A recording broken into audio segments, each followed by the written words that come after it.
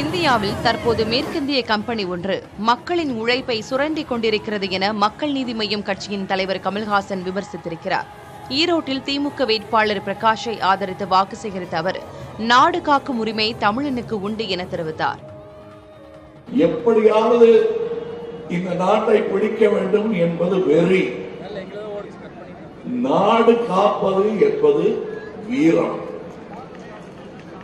ஆனா பத்திரிகையாளரையே சந்திக்காமல் பயப்படுகிற ஒருவரிடம் வீரத்தை பத்தி பேசி என்ன பிரயோஜனம்?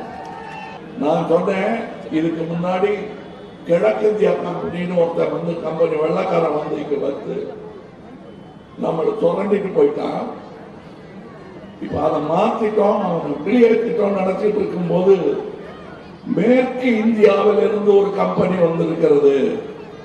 மேற்கு இந்தியானா வரைபடத்துல எங்க இருக்குன்னு உங்களுக்கு தெரியும். சொல்லுங்க, எங்க இருக்கு? காந்தியார் பிறந்த ஊர் அது. ஆமா, இப்ப நடக்கிறது மேற்கு இந்தியா கம்பெனி.